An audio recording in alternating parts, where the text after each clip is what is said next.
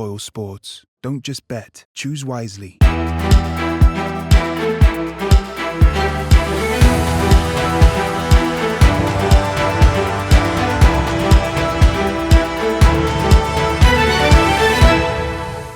Hello and welcome back to an On The Wire special brought to you by our sponsors Boyle Sports. This is our mega jump season preview for the year ahead, and we've got a fantastic panel to look through some of the ante-post markets for the likes of the Champion Hurdle, the Gold Cup, plus a couple of handicappers to follow to keep on the right side of throughout the season. So make sure to stay tuned. It should be a bumper episode.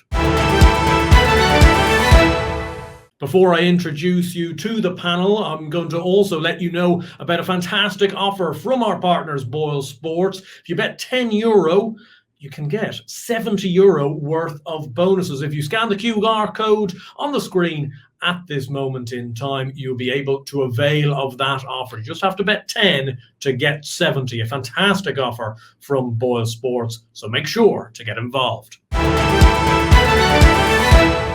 I'd like to now bring in the fabulous guests we have managed to bring to the table. We've got Dan Overall, we've got Donn McClean, we've got Johnny Ward. Hello, gents. Donn, I suppose at this stage of the season, we're in this weird kind of passing of the baton between the flat and the jumps season. For you yourself, do you enjoy this time of the year? It's a great time of year, Andrew, really. Even kind of late in the summer, you're reading about all the National Hunt stalwarts coming back in. Reading about Gordon Elliott's, all the horse that he has going novice chasing, which is just it's appetite whetting stuff. And yeah, look, it's a strange time of year because we're just coming towards the end of the flat season and some of the championships still have to be decided. But yeah, I suppose I grew up when I was a kid, it was all National Hunt for me. But you know, as I got older and started working in the sport, flat racing took on a big importance, and I got into it an awful lot more. But I suppose still National Hunt is where it's at, and yeah, I love this time of year. Just looking forward to seeing how it's going to develop. And Dan, I know you've been putting together your winless ones to watch column for Racing TV viewers, the painful people that want to find horses in those lower grade handicaps, some of those higher grade races as well. I suppose looking forward to getting stuck in and seeing whether you can reap the rewards from that list. Yeah, I'm a big fan of the few months in the summer where I just go away and hypothesize about what might actually be a good horse or a well-handicapped horse. This is the worrying part of the season where these hypotheses actually get tested and often get proven quite drastically wrong. I mean, take Chepstow, for example. Paul Nicholls normally has them forward. He's had his first winless Chepstow opening meeting since 2004. So this game keeps you humble, even if you're a lowly pundit like me or a champion trainer like Paul Nicholls. Yeah, we'll certainly get stuck into that. Johnny, I know you've been been at plenty of different tracks recently as well. At some of these kind of summer meetings, I suppose you get some great stories in the Irish racing calendar. I'm sure we'll be getting plenty more of that throughout the winter. Yeah, definitely. Some of the stories actually do emerge from the smaller yards. You know, I've always found the story of the journeyman more interesting than the story of the champion. And those kind of scrimmaging around at the bottom levels who really enjoy a winner, like you can see what Pat O'Donnell winning in New York meant to everyone, and even people in racing. I'm a little bit worried about what the field size will be like for the National Hunts scene. You know, how dominant will be from the top yards, and I am worried about that. We've seen a massive concentration of a small number at the top in the National Hunt game. It shouldn't be like that. So I really do enjoy going to the lesser meetings. I think I have picked out a horse for Cheltenham that actually ran on the flat at a meeting I was at recently, first time out, but hopefully more of that and on. But it's a good time of year. Like I do really look forward to that Down Royal meet into the Breeders' Cup in November. I'm looking forward to that to see how City of Troy gets on. Personally, I've gone more towards the flat than Cheltenham in recent years. But I hope Cheltenham gets back into the place it should be at the moment. Whereas at the moment, I think it does have some challenges ahead. Yeah, well, it's a pretty decent segue. Obviously, the Cheltenham changes to the race schedule. They've made a few of those. If I was to condense it down to one change that you were intrigued with the most from the three of you, Donn, first with you, I suppose there's plenty to pick apart, whether it be some of those Grade 1 chases going into handicaps or, the abolishment of the penalty system for the mares, novice. There's plenty to get stuck into. Yeah, I suppose of the kind of 6 headline changes, Andrew, the one that I thought was best was the removal of the Turner's Chase. For me, and we'll get into this later on in a different section, but Cheltenham it's about crowning the champions. It's about the best taking on the best, and the fact that the Turner's Chase was in there, it just gave other horses an opportunity to avoid each other. I think Cheltenham, we want to see them competing against each other, and like for example, if there'd been no Turner's Chase or Golden Miller Chase, Bob Ollinger and Galopin des Champs, they would have taken on L'Homme Pressé in the Brand Advisory Chase. You could have had in that race in which Champ got up to beat Manella, Indo and Allaho, you could have had Sam Grow and Mellon and Fahim in that race as well if there'd been no Turner's Chase. So I just think the removal of it and you know, as a consequence or as a parallel, the reintroduction of the Novices Handicap Chase, that's fine. But yeah, I think for Cheltenham, less is more. We need to increase the competition at the top level. And for me, that was a good move. I'm sure plenty will agree with that, Don. Dan, obviously looking at it from a handicap perspective, little bit of a change in terms of the qualifications for those races? Yeah, absolutely. So they've been very much a focus on the novices again. So they'd already made the change for novice hurdlers to have the 4 runs, now going up to 5. That's going to make it really difficult for those who haven't had any previous hurdling experience, say the likes of France, to get those runs in before a handicap hurdle at the Cheltenham Festival. So you'd like to think that'll increase the field sizes in the likes of all the novice hurdles. Obviously, the novice chasers obviously now going up to 4 runs to compete in the new novice handicap that's been reinstated. I still think the one that really mystifies me is the National Hunt Chase changes. I think they've almost just stripped the lifeblood away from that race now. Obviously now open to professional jockeys, made it a handicap. It just seems to be a race that if you were looking logistically, just shouldn't really need to be there. You now have 3 staying handicap chases at what is meant to be the peak meeting of the year. It just doesn't really seem to add up. And Johnny, just the last one, obviously on the mares. You know, this mares program, plenty of people are for, plenty of people are against it. What's your thoughts on it? We've now obviously got a mares hurdle, a mares novice, a mares chase. You know, what's next? Are we going to be down a mares bumper route? Oh yeah, I mean, I think they should have 10 or 15 mares races and maybe make Cheltenham like 2 weeks long, and that would be the answer, you know. And take out all amateur races as well, because they obviously can't ride over fences. Like I actually feel mares races are basically there to encourage the purchase of mares, because their price was, I guess, was in decrease or whatever. But there are so many mares races now, and it's kind of the same on the flat. It's like these mares races are almost just run to get black type on the flat. You just see a myriad of mares races. And to have these mares races now at the Cheltenham Festival is a farce, really. Like, they've no place whatsoever at Cheltenham, never had. Cheltenham should be 3 days and go back to kind of like just the proper championship races. And I know, you know, you could say some races coming in I would sort of be a fan of, but the 4 days have kind of ruined it. But mares races are extremely discriminatory. They actually completely rule out any geldings running in them. So it's like, when you think about it that way, it's like, you can't run in this race. We have 3 races of 28 at Cheltenham, which are for mares only. Like, that's a joke. And the mares race themselves, like, we don't know how good these horses are going to be. The likes of Lossiemouth, to an extent, Quavega, we don't know how good they are, because Willie Mullins can run them against mares, often trained by himself all season. And that's not what Cheltenham should be about. But hey, I don't know. Let's change the National Hunt Chase to a race that nobody will care about anymore, and maybe that'll solve all the problems. Well, there's certainly plenty to get stuck into. At this part of the show, we're going to go through 2 handicappers to follow each, one over hurdles, one over fences. Starting with you, Dan, I suppose looking at the handicap hurdlers, especially considering you've got your big winless ones to watch, plenty of handicappers within there. What have you plumped for here, and what are the rationales behind it? Well, this is a nice change of pace, because I actually look at a horse who's won a race, which is a rare treat for me in these days.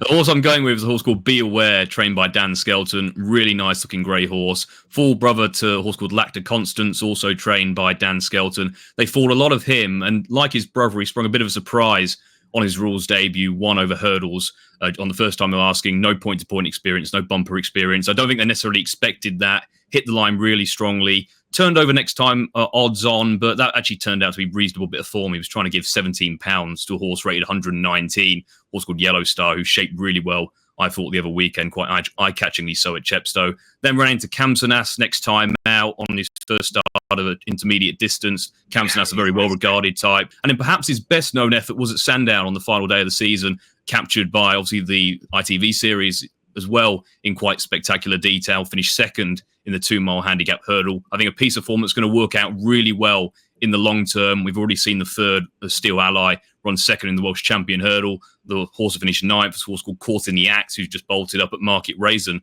on the day that we're recording. I think that's going to work out to be a really solid piece of form. Hit the line really strongly there. I think it'll be a really interesting type for intermediate handicap hurdles this season. I don't think they're going to overface him because I think they've learnt from Lac de Constance, who they thought the world of and maybe just set the bar a bit too high early on. I think they'll give him a couple of key targets throughout the season. We know how adept Dan Skelton is at targeting these races, and I think it'll be a really interesting handicap prospect off a mark of 128. Yeah, very interesting indeed. Johnny, come to you. Handicap hurdler. Who's going to win a county hurdle or a Coral Cup for us? I'm going with Ethical Diamond, Andrew, who was a horse that I followed actually a fair bit last season. I might have tipped him up actually in the Grade 1 at Leopardstown at the Dublin Racing Festival when he was 50-1 that day under Michael O'Sullivan. He was quite eye-catching. He then went to Cheltenham, but the ground was so bad that day that I completely exonerate him. He ran a couple of races since on the flat off 89 and 94. I suppose the point is he was bought by connections, changed from Michael O'Mara to Willie Mullins, and he hasn't had his ground yet, really. He was his second start over hurdles. He ran in a Grade 1, and given his flat form, I mean, the stuff that Cheltenham have brought in terms of changing how many races you've had to run in to get into these kind of handicaps, I think is more kind of madness, really, or it just doesn't make much sense. But it's probably to stop horses like State Man winning county hurdles and stuff like that. I see where they're coming from. They're trying to stop Willie Mullins winning races effectively. But Ethical Diamond's already had 3 starts, so he will get in. He'll have a 4th start, and where he goes and where he fits in terms of hurdles, I definitely feel he has to be well handicapped. He just hasn't had his ground yet, and will no doubt stay. The other horse I'm going for is actually Intense Raffles, and I'm not saying 100% sure he'll go for Cheltenham, but I know Tom Gibney has a plan for the Grand National for him, another race that's kind of been messed around with a lot. But I think if he goes, he will be a big force in the Grand National this season. For Cheltenham, I'm not so sure where he'll run there. They might find something for him as well, but I do feel he's a horse to follow this season. He's so much ability. I met Tom Gibney. It was funny. I met him the day this horse was due to run somewhere in England, and the race meeting was called off due to frost. And I went into my local bar that day and met a couple of lads, and Tom Gibney was there, and he was basically like, oh, I shouldn't be in Dublin at all, but I got the boat back because the race was called off. I want to see what mark this horse would get, and it was Intense Raffles. 3 races later, I wouldn't be surprised if you ran the Gold Cup next year, but big player in the National. Looking at the handicap hurdlers, Donn, who are you putting forward on this time? The Wall Park, like handicap hurdlers, it's hard to get a horse could be well handicapped who's going to, maybe be targeted at some of the big handicap hurdles. But the Wall Park, he won his novice hurdles maiden hurdle last summer on soft ground, and then this year he just seems to have reached a new vein of form. He was good in winning at Kilbeggan. Then he went to Galway and he won a handicap hurdle at Galway at the festival, a really competitive race. That was a race that's been working out well since Comfort Zone had finished third. He won the big October handicap there at Naas on the flat at the weekend. Happy Jack, who finished 5th, was only just beaten in a good handicap hurdle at Gorham Park off 140 next time. And the Wall Park, he went back to Galway to the September meeting, and I thought he did well to win. It was only a 3-horse race. It wasn't run at a great pace initially. He actually set out making the running initially, which wouldn't have suited him, and then he stayed on really well. That was 2 miles, 5.5 furlongs. And interestingly, Gordon Elliott said afterwards that the Pertemps was potentially his target. He'd run him in a qualifier, maybe at Cheltenham, so maybe go there and then and have an eye on the Pertemps final. And we know how good Gordon Elliott is at targeting a horse at the Pertemps final. He's got a really good record in the race. So he's had 10 runs over hurdles. So on the face of it, he looks more exposed than ideal, but he's only 6, and he just seems to have hit a rich vein of form now. He stays really well, but he has pace as well. And yeah, I wouldn't be surprised to see him developing into a live contender for the Pertemps. Yeah, definitely. Seems like a horse that they're going to go down the Salvador Ziggy route with and probably try get him in that October meeting before putting him away. Dan, back to you. Handicap chaser. Who are you going for on this occasion? I think you have to look at Ben Pauling's yard and look at the novice hurdlers he had last season, and you've got to think a few of those are going to make really nice novice chasers going into this season. And one I think has a brilliant handicap mark to start the season is Leader in the Park, just a typical archetypal chaser all of last season. Won his sole point-to-point by 56 lengths, which was admittedly kind of exaggerated by his main rival falling at the second last, but looked impressive there and had a good reputation. Made his hurdling debut in a good race at Ascot, where he split Farnoge and Excello. Farnoge rated 132, Excello 142 over fences. A bit disappointing thereafter, but then came back after a 2-month break, so potentially there was a bit of an issue there. He went and broke his maiden at Doncaster, beating a horse called Grand Albert, who is rated 121 now, and I think they think a decent bit of him.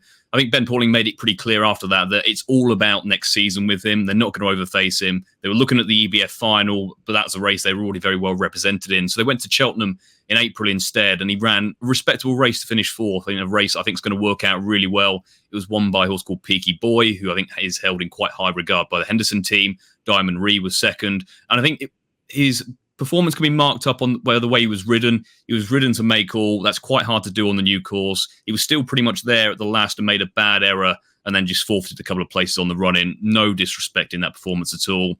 He's a half-brother to Beneficent, so he's bred to be well above average. So mark 121 to begin with. I think he can make that look pretty light work in a novice handicap chase to start the season. Apparently he broke a rib last year at some stage. They did a full scan of him after the season was finished and found he had a broken rib. So I'm not sure how many pounds of improvement a broken rib attests to. That's a new one to me, but I can't imagine it's going to suddenly make him a worse horse now he has a fully functioning rib cage. So I think we'll be seeing a much better horse this year, and I'd be disappointed if he isn't the type to progress into a really decent staying handicap chaser in time and running in some of the better handicaps come the spring. Yeah, it might be like the famous Dan Skelton ulcers, the old rib cage. Out of action.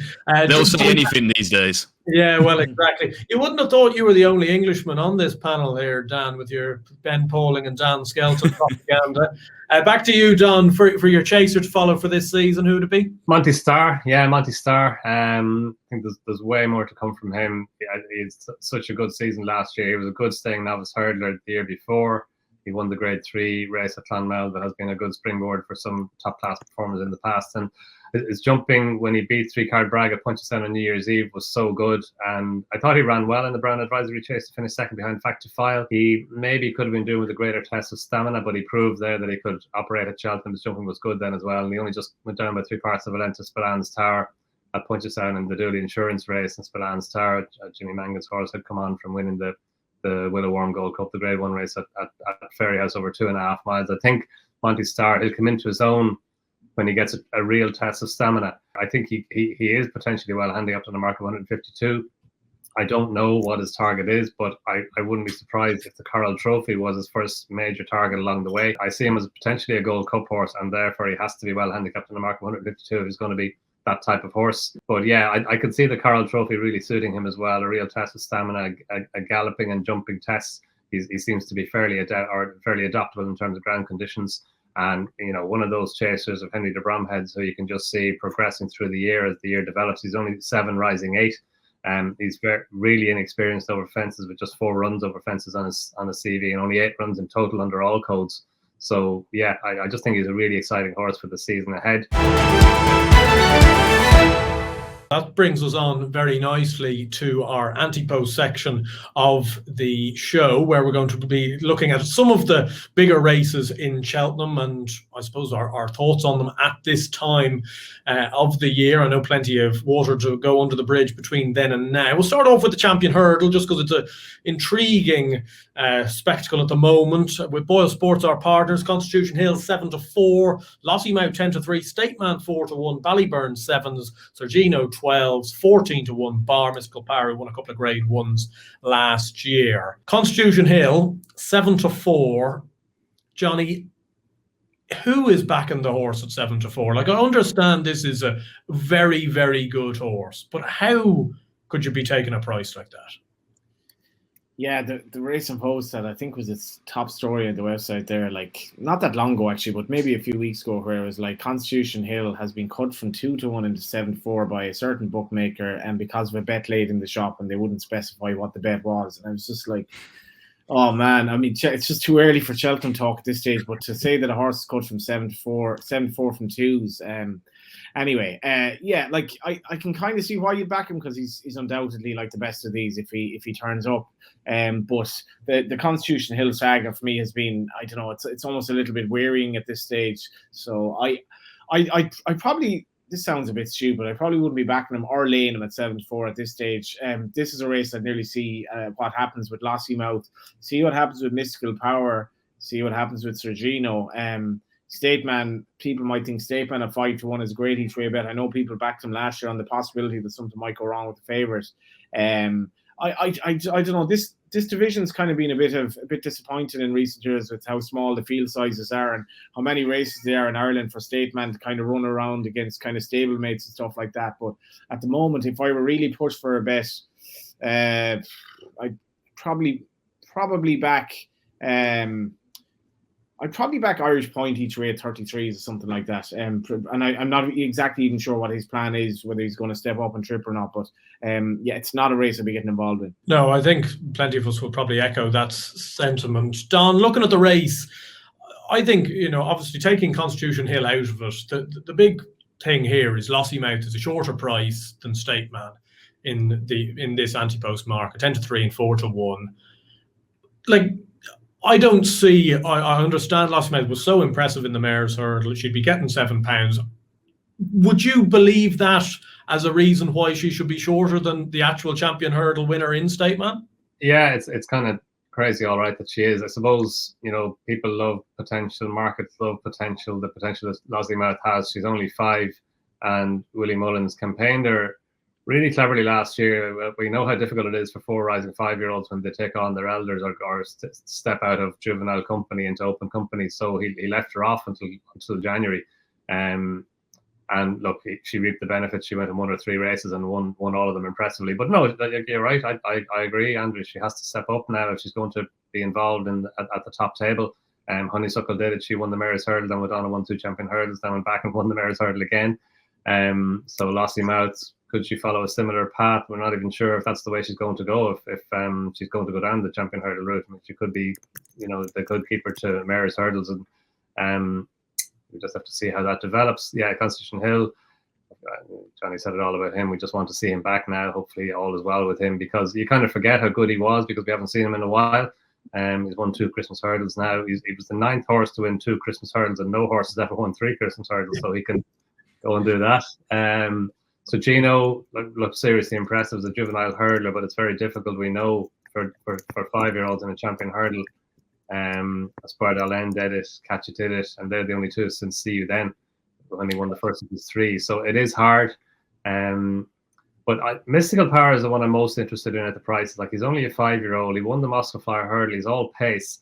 And I thought he ran well in defeat against Slade Power in the Supreme Novices hurdle, then went to Aintree and won that, beat Firefox in that, and then went on to Punchestown and beat Firefox and Slade Seal. And it's not easy going to Cheltenham and Aintree and Punchestown, doing all 3 and being as good as he was at Punchestown. So, like, I'm sure his breeding, he's by Galileo out of Valley Power. He had a lot to live up to in terms of breeding, but he's gone and done that now, and I think he can go on again. So, as a 5 rising 6-year-old, I'm interested to see how his campaign is going to be mapped out now. And obviously, he's got a lot of stable companions, and they all have to fit in. But at the prices as they stand at the moment, he'd be the one in whom I'd be most interested. Yeah, would you have any type of worries just looking at the Supreme last year? I know he was run on softer ground than we'd usually encounter, but that he got there, and I just, as you say, he's got so much speed that do the likes of Aintree and Punchestown suit him slightly better, let they finish? Yeah, no, I definitely share that concern. As you said, though, Andrew, it was softer ground than than we normally get at Cheltenham on the Supreme Novices Hurdle Day. Now, look, we might get it again this year. But he's a pacey horse. That was his first run since the Moscow Flyer hurdle in January, and I think he improved again from that onto Aintree and onto Punchestown. It might have been because of the ground, but when he was running in the Supreme Novices Hurdle, it was only his 3rd run over hurdles, and then when he went on, and I thought improved. His performance at Punchestown was probably his best. And I could just see him improving again. Like, of course, he's going to have to improve to be a champion hurdle contender, but I think he's got the potential to go on again this season. I think that horse could be a 3-mile horse. Like at Punchestown, he just looked like all he did was stay. Couldn't go any faster. It was a good gallop. He literally couldn't go any faster, and he's out of any power. Like, so you can imagine he's an unbelievable that you could send a national hunt mare to Galileo in the first place. But whatever arrangement JP McManus has, this pedigree that he has, it really could be anything in terms of distance. But I was looking at a Punchestown. I wouldn't say his speed necessarily at all. I felt that all he did was stay, and as he learns how to race, I wouldn't be amazed at all if he ended up stepping up in trip as the season goes on. Yeah, potentially so. Potentially some of it was greeners. Dan, I want one name answer. If you were to have 20 quid in your hand, State Man or Lossiemouth for a champion hurdle, who would you back? State Man, just because I can see a reality in which I'm fascinated by how they campaign the two. Because obviously they've got to somehow balance it this year. I mean, if Constitution Hill was back to his best, I'm not sure they're going to want to come over early in the season to the UK and take on him. So they're going to kind of have to clash at some stage. And I can see a world in which they turn up at Leopardstown, which is State Man's home game. He gets to the front, makes all, wins narrowly. And they're looking at it like, well, we just got beat by State Man. Paul Tanner would have to obviously make the decision on the day as well. Do we just send Lossiemouth to the Mayor's Hurdle again and let her win that again? So I think that 7-2 is, they've said they're going to aim her at the champion hurdle, but aiming at this stage of the season is all well and good, but there's a lot of barriers to overcome. Whereas State Man, we know there's one objective. Yeah, we'll move on to the Gold Cup now. Another fascinating race. Galopin Des Champs looking to go 3 in a row. He's 3-1 favourite with our sponsors, Boyle Sports. Fact to File, last year's Brown Advisory winner, 7-2. Fast or Slow, 8s, 10-1 for last year's second Jerry Calam, 12-1 bar. Plenty of JP McManus horses in there. Don't know how he's going to split that kind of amount of riches together. I'm sure a few of them will be national bound, a few of them will be Gold Cup bound. It's interesting. We've obviously heard Donn talk about Monty Star. Dan, I know you're also a fan of the horse, and I'd like to tell viewers, if they do fancy Monty Star, and they do have a Boyle Sports account, you can get an enhanced price on him at the moment. You can get 25-1 from 20-1. The link will be in the description down below, so make sure to avail of that if you do fancy Monty Star. I suppose we have heard an awful lot from Donn about the horse, Dan, but give me your slight rationale. Is it very similar? Absolutely. I think there's just a ton of improvement to come, and I don't think we've seen him have his optimal conditions yet. Donn mentioned that the Brown Advisory turned into a relative test of speed. That was absolutely the case. I think the 6 in the field jumped the third last, basically upsides. Finishing speed of Fact to File was about 110%. And I think it was similar at Punchestown. He got beat by a horse in Spillens Tower, who's obviously been running in 2 miles, 2.5 miles, has plenty of speed. Again, it was a quick finishing time. I don't think he was disgraced at all. He's that typical type of Henry de Romed chaser. You can just see improving hand over fist with a bit of time. How they campaign him is going to be fascinating, as Donn mentioned. Obviously, if he did go in a handicap like the Coral Gold Cup, I think it would be he'd be a fantastic betting proposition in that. I don't think he's necessarily the type to just suddenly emerge as like find a stone of improvement, and we're talking that he's going to win an early season Grade 1 or anything like that. But I think you're going to look at that Brown Advisory run. You're going to look at the fact that he only won a beginner's chase going into that race pre-Christmas. It was early on, did not fancy him at all for that race because of his lack of experience. You're going to look at how well he's shaped and potentially brings. And if the Gold Cup is a truly run race, I think that's going to bring out the absolute best in him. Obviously, Galopin Des Champs sets a mighty standard. If he can maintain the form he showed last year, he's going to be very hard to beat. But if he can maintain that, it's going to be very difficult to do so given the miles he's racked up. I think Fact to Fire is obviously a horse who has plenty of speed. I think he was benefited by the way the race panned out. So I think at 25-1 there, Monty Star, you've got a horse who would relish a properly run Gold Cup, and he still has all the potential in the world. Yeah, we've seen that Monty Star 25-1, Donn. In comparison to Fact to File, who's 7-2, it seems a huge price discrepancy between the two of them. Yeah, like it is a big discrepancy, all right. This the Brown Advisory chase, and yeah, as Dan was saying there, it's probably more pace than stamina that allows Fact to File just quicking away from him. But you can see his attitude. He's got a really good attitude, Monty Star. And look, Fact to File, he has to be high on the list for the Gold Cup, that's for sure. He's won the Brown Advisory chase and won it really impressively. And what he did at Leopardstown was really impressive as well over Christmas. So he's a big player in the race. He's a part of a really strong team that JP McManus could have going to the Gold Cup. You have to throw Fast or Slow in there as well. He beat Galopin Des Champs at Punchestown. I suspect he's probably a better horse at Punchestown than he is at Cheltenham. While he's got really good form at Cheltenham, he hasn't won at Cheltenham, but his runs there have been really good. And it was, we just don't know. It was too far out when he unseated his rider in the Gold Cup last year, which was gutting in the the extreme with that. But he got his compensation at Punchestown, so that was good. One other horse I'll throw in there, and he may not be. It may not be that the Gold Cup is on his radar at all. Is Iroko. Just thought when he won the Martin Pipe Hurdle so the season before last, he stayed on really well to win that day. And we know the Martin Pipe Hurdle can be a good pointer to kind of high-class staying chases of the future.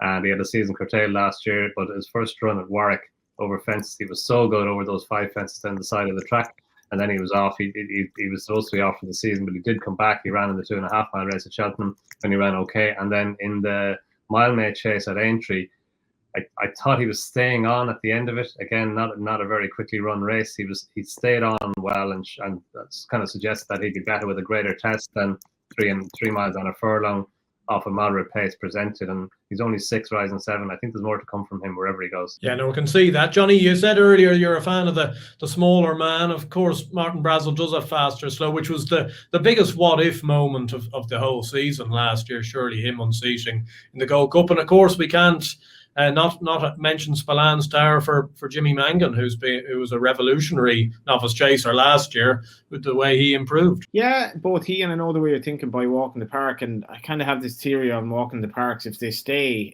get to a trip, like, they can be seriously good because they have a lot of class, and I know the way you're thinking is like that. I mean, if you backed him at Leopardstown or you backed him before he went to Cheltenham, you'd be wondering, like, how have I bet money on a horse that was about £50 well in and couldn't win, or couldn't even be placed actually at Leopardstown, and then was sent off 13 to 8 at Cheltenham. But there we go. Anyway, and everyone, in fairness to JP McManus, I think he's still very true to Cheltenham, and a lot of people have sort of avoid having horses there if they don't think they'll win now. I definitely think if you have a good national horse, you should try to run him at Cheltenham. It is our kind of Olympics. But I know the way you're thinking, like, he's progressed. Gavin Cromwell is a master trainer. And he has a real turn of foot late in his races. If he runs in this, I'd have no issue backing him at, just looking at the Boyle Sports price here, he's 12. So yeah, 12 to 1, give or take. I imagine he will run in this. Spallan's Tower, obviously, he's proven his stamina now as well. And we'll see where he runs in this. But for me, I know the way you're thinking, the story isn't finished yet. Gallopin Des Champs probably not a bad price. Just I think you were alluding to this earlier, lads. It's hard to predict the ground at Cheltenham anymore. So I feel that probably was against Faster Slow last year, for all that we didn't find out. Faster Slow, though, on the other hand, is at the moment right near the top of the betting for the King George, which is the other anti-post race we're going to take in on this episode. We'll look at the Boyle Sports prices for you. Ile Francais, last year's Quarter Star winner, 7-2. Faster Slow in there, 4-1. Back to file is 5. Gaelic Warrior is 8. Is he going to run? 10-1 bar those. I'm just going to quickly make a small case for Grey Dawning in this race, who's 14-1 with Boyle Sports. But again, another enhancement coming your way down in the description down below. So make sure to check that out. You can get 25-1 from 14-1 for Grey Dawning to win the King George, which I think is a fantastic enhancement. You very rarely can get 11 points more than the usual price. I just think this horse will be gunned for the Betfair Chase. I think he'll have a very good chance of winning that race. If he does go and win that race or go very close in that race, I think they'll be almost kind of wisped off into the hype of running the horse in the King George, and I think it'd be a much shorter price. I don't think he lacks on speed. He obviously, as we saw there on the screen, won the 2.5 mile turners at the last edition of that race, so he doesn't lack for speed. Haydock's obviously his bag, so therefore I can understand that being the real first season target. But I think he's a big price, and especially at 25-1, which you can get in the next day with Boyle Sports. Gents, looking at the King George, I suppose just a small look at it. Obviously, plenty of the same horses that we might see in the Gold Cup. The real one that sticks out like a sore thumb, Donn, is Ile Francais, who was so good at Kempton last year. It's just hard, I suppose, to really correlate how his form stacks up, potentially going into open Grade 1 company. Yeah, look, he's a quandary, isn't he? But this was so impressive. His jumping was so good. He obviously handled Kempton really well. And I think his winning time was over 4 seconds faster than the King George on the day. So yeah, look, it's a, they were talking about the Gold Cup after that. He didn't go there. He got beaten at Otay, but he's won at Otay earlier this season, just a few weeks ago. So yeah, look, he's going to be a big player in the King George if he comes, and obviously Kempton form is massive going back to the King George. I'd be very interested in Fast or Slow though if he comes over. I think that it might be the plan. I think I read somewhere that it was the plan. that Kempton test could suit him really well. And while he's as I said earlier on, he's got really good form at Cheltenham. He was only just beaten in the Carroll Cup. He was only just beaten by the Grand National winner Corach Rambler in the Ultima last year, so the season before last. But he just might be a wee bit better going right-handed. All his best form is at Punchestown, so it might be that the right-handed test at Kempton on a flattish track over the dead 3 miles as opposed to 3.25 miles, that just might suit him well. Final thing we're going to discuss on this programme is a new section on the wire, down to the wire. We are calling it 30 seconds to make a relatively controversial opinion. I will say that Jasmine DeVoe, I think, will be a bit of a disappointment this season. Obviously, the champion bumper winner is the top of the betting for the Supreme and the Gallaghers based on that run. I just have a feeling that he's not going to end up being the top echelon novice hurdler. Going into the champion bumper, there was a rumour about every Willie Mullins horse going into that they were the chosen one at various stages in the build-up. Eventually, Patrick chose him, chose right as it turns out. Bit of a funny race. I'm not sure how strong of a renewal that was. So I don't think we'll be seeing Jasmine DeVoe at the head of novice hurdling table come the end of the season. Donn, for you, 30 seconds to make a bit of an interesting point for the season ahead. I guess back to Cheltenham, and look, it's been a long-held belief of mine, less is more. It is possible to keep the 4 days, but of 6 races each day instead of 7. Like whenever we moved to the 4 days, that's how it was. We need to decide what Cheltenham is. Is it the Olympics of horse racing where you have the best races, all grade ones, or is it a meeting at which Tom Foley can produce a Denoli, or where the handicappers are, the amateur riders, or is it a mix of both? And for me, it's a mix of both. So you need those Olympics championship defining races, but you also need the races in which, I guess, that'll bring the romance of National Hunt Racing, the romance of Cheltenham to the fore. Johnny, you've now had a couple of minutes. You've heard the gents who have concisely put their arguments together. Have you got anything for me? Very, very briefly, I'm going to throw this at you. I don't think I've had a better ante-post bet ever at Cheltenham than the 33-1 I backed Hello Neighbour to win the Triumph yesterday. So look around for Hello Neighbour to win the Triumph. This horse will have everything, I feel, for the race, and he's going to go off way, way short, controversial or not. Oh, that's a fantastic. We've got a 33-1 snip for the Triumph hurdle. Fantastic at this time of the season. I wouldn't say I'm going to be massively against him in terms of course. He's a fantastic horse. He's a proper grade 1 horse. I just think with the removal of the Turner's Chase, I'm a little bit concerned that Ballyburn could be a bit vulnerable this year. I'm not sure he strikes me as an oracle horse. I'm just not sure. I know he might have been over the top at Punchestown, but that was a relatively laboured effort in comparison to some of his performances, and the Gallagher form certainly can be, you can pick holes in that. But anyway, it's been very enjoyable. Thanks, guys, for joining me. Of course, if you did enjoy this video, please do like and subscribe to the Racing TV YouTube channel down below. It would be great to get as many likes as we can, get plenty of interaction down in the comments. If you've any sort of controversial takes yourself, any ante-post selections for the Cheltenham Festival, do let us know. And of course, with those Boyle Sports enhanced prices that you can get for the next 24 hours, got Monty Star 25-1 for the Gold Cup, Grey Dawning at 25-1 for the King George, and of course, if you bet £10 using the QR code, you can get €70 worth of bonuses. So very much something you should avail of. Of course, do gamble responsibly if taking any of those offers, and we'll see you again very soon here on The Wire.